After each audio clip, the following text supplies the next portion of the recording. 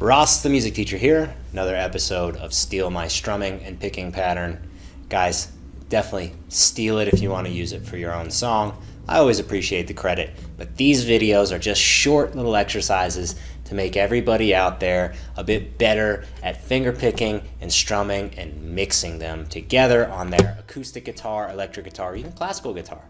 Now, on my channel, I have great music theory lessons, I have great classical guitar lessons, I have great acoustic guitar lessons and fingerstyle lessons, so subscribe and hit that bell if you want to get some of the highest quality music education on YouTube. I'm not some tab jockey just throwing out things that I happen to know. I actually do understand music, and I do understand the guitar, and I'm going to teach all of you how to play it.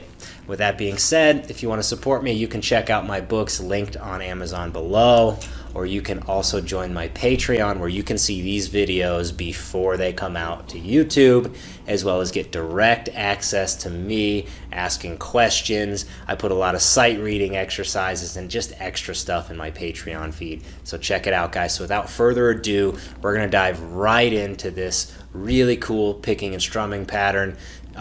You'll notice this is a little bit of a variation from the last episode. The last episode's an easier version of this. I wanted to add just some interesting little things going on in there that were not included in the last lesson. So get ready. Remember, we're in common time here. So let's get the magic red circle. Common time. 4 beats per measure. 1, 2, 3, 4, 1, 2. And we're going to be breaking this up into eighth notes, right?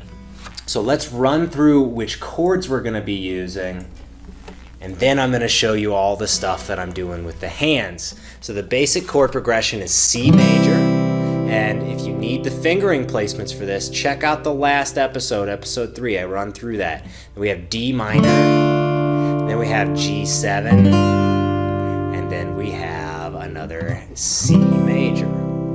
Now, in order to execute this one properly, we're going to start off with thumb on the A, hitting that, when you have your C major chord, hitting that 3rd fret of the A. So we get thumb, and then we're going to do a down strum. So we go thumb, down strum with the middle finger, and you'll see the fingerings up there in the corner. So thumb, down strum with the middle finger, and then we're going to do thumb and then index on our D then G. Then we're going to hit another thumb on the D string, another down strum, and then we're going to take our pinky and put it on the 3rd fret of the D and hit the thumb index again on D and G. So we get 1, 2, 3, 4.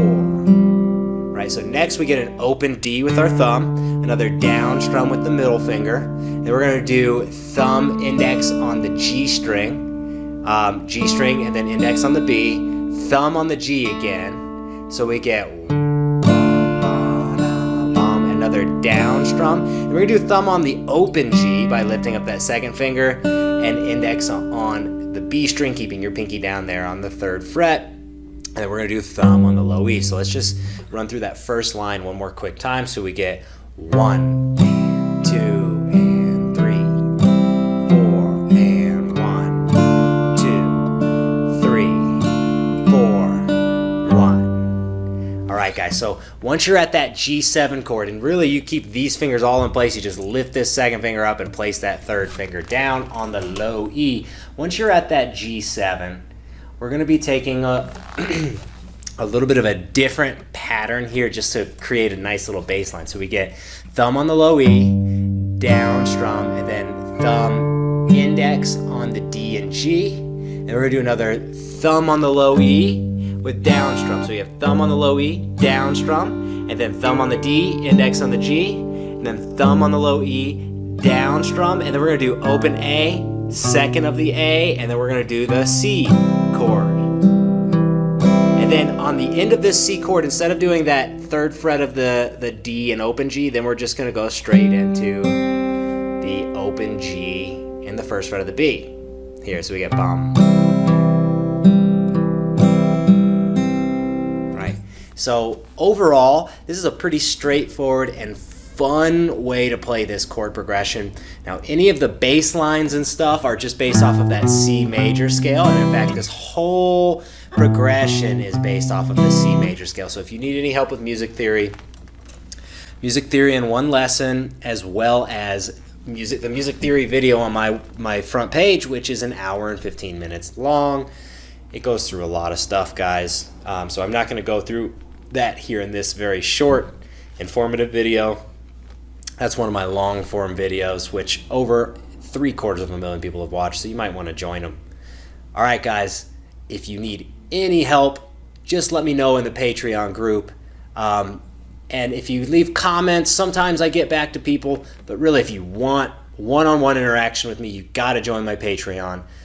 That's linked down below. You can join for as little as $1 a month. I'm going to assume if you can't afford $1 a month, you're probably a child and you can't go on that website anyway. So if you want access with me, join the Patreon. I love the people that are on my Patreon.